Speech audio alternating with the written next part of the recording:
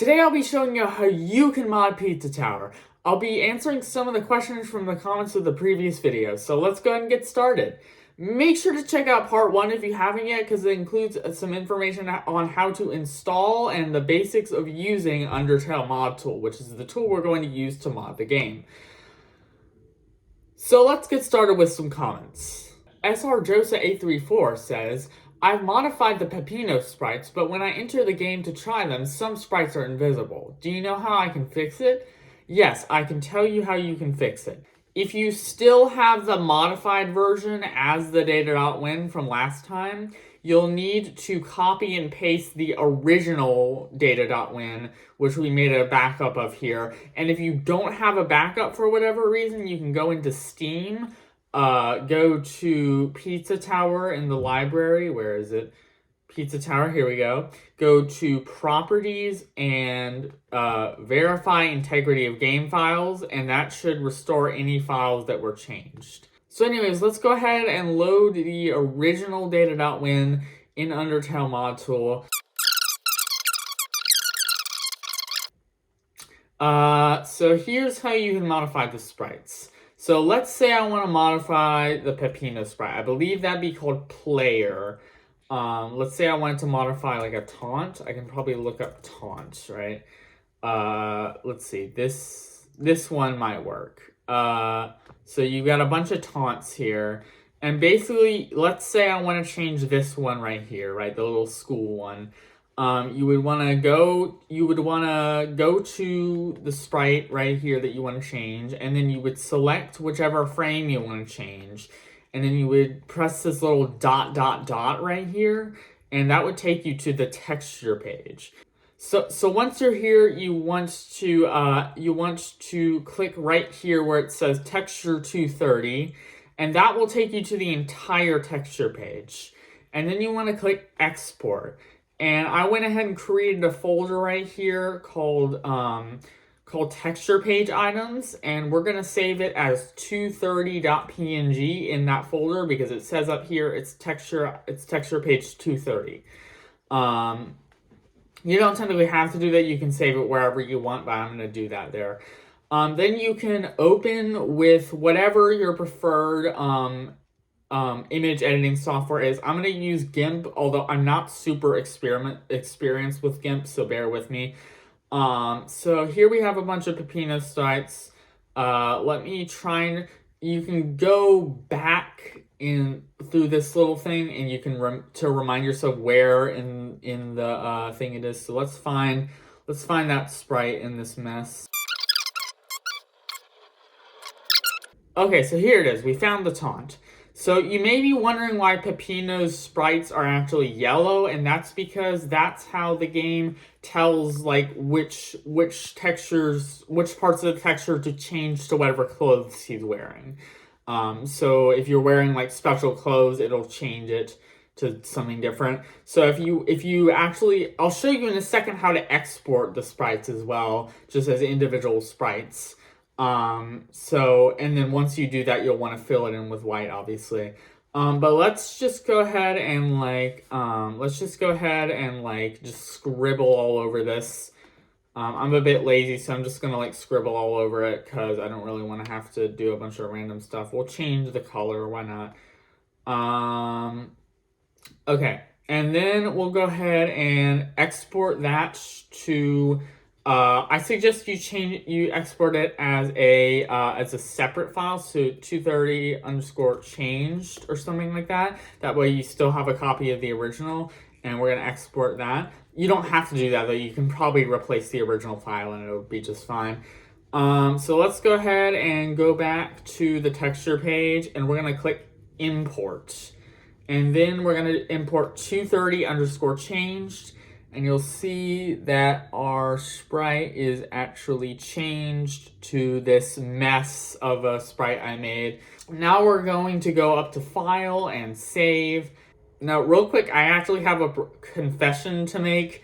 I actually am really awful at Pizza Tower and haven't made it past the first boss fight. I know it probably comes as a surprise to you that I'm doing a Pizza Tower modding tutorial, but my modding background actually comes from the very underrated game Will You Snail, which is created in the same game engine as Pizza Tower. So that's how I know how to mod games like this. But I'm actually pretty awful at Pizza Tower, so you can see I've only got a status of 5%. So just wanted to get that out of the way so nobody gets pissed at me if I get something wrong, because I really don't know much about it.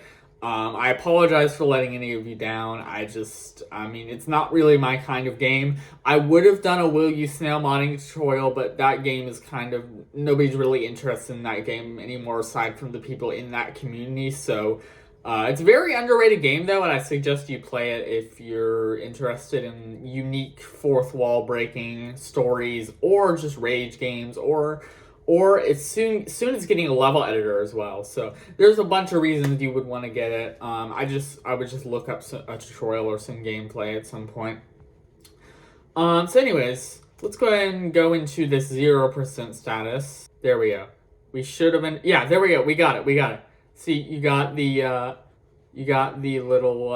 little scribble thing. So now I'm actually going to show you how you can export all the sprites individually. Okay, so you're going to want to go into UndertaleModTool.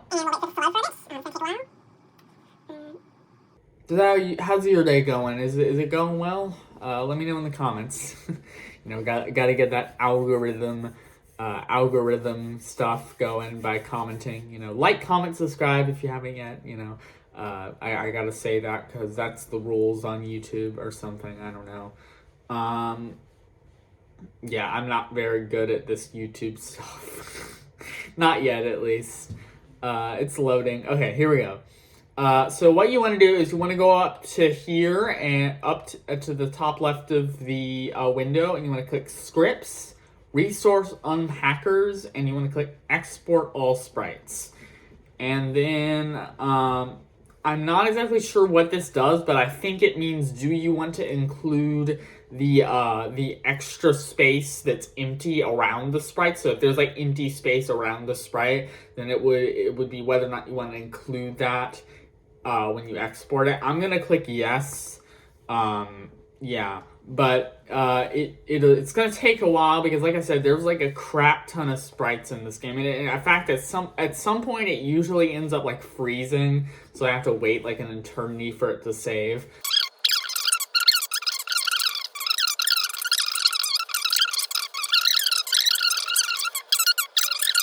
Looks like it's almost done exporting, though. It might freeze for a second here because it always does that, it seems. We'll see. It's probably gonna freeze here. Come on, man. You're so close. Come on. Come on, don't freeze. Hey, it actually worked. Okay, cool. It might freeze there for a minute, but it should do it at some point for you. So now you can see we've got a folder in the Steam install location called export_sprites, and this contains all the sprites.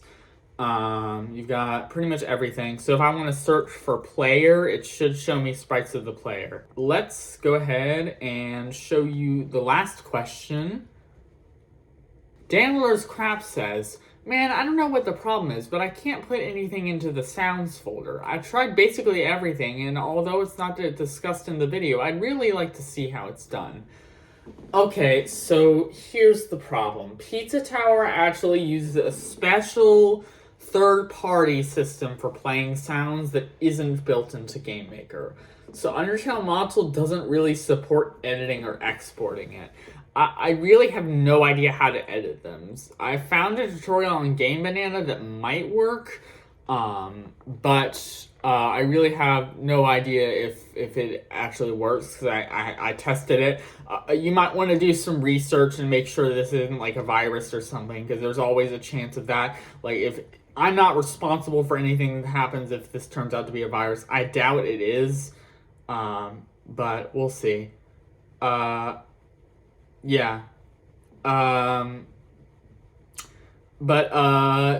I'll leave this in the description if you want to try that. Next question. Jerry Jr. asks, how do I add bosses to levels and other enemies? Yeah, so it's probably about time for me to show you how to add objects to levels. I'm not going to show you how to add bosses because if I'm not mistaken, the bosses rely on other objects to be in the level, so I'd have to figure out which objects those were or it'd end up crashing, and it's kind of a mess I don't have the time to get into, but you should be able to figure it out if you just add whatever objects it crashes with or something, I don't know. Let's go ahead and go to the tower. I think it's called the lobby. You're gonna wanna click this rooms drop down, and you wanna search for. I believe it's the lobby. Yeah, here we go. Entrance lobby. No, which one is it? I don't even know. I'm trying to find whichever one is the first level in the game, like the level select. Okay, here is the entrance. So let's say I wanted to put an enemy in here. We can search for enemy, go to the game objects drop down, and let's see, which one do we want to put in here? You're going to want to select a layer to put it in. Let's go with instances _1 because I think that's where most of the objects are. And then let's go, I don't know what any of these enemies are, but I'm going to do junk enemy, whatever that is. Okay, so you'll notice it's actually snapping to the grid in an improper way, like it doesn't line up with the ground. So what you're actually going to want to do is you're going to go to tower _ entrance hall at the top, or whatever the name of the room you're going in is. And then you're going to want to change this grid width and grid height setting to 30 by 30. And that should allow it to snap properly. There you go. So I'm not sure exactly what this enemy does. Hopefully it doesn't rely on any other objects. If it does, I might need to add those objects as well. Let's go ahead and save and go into the game and see what happens.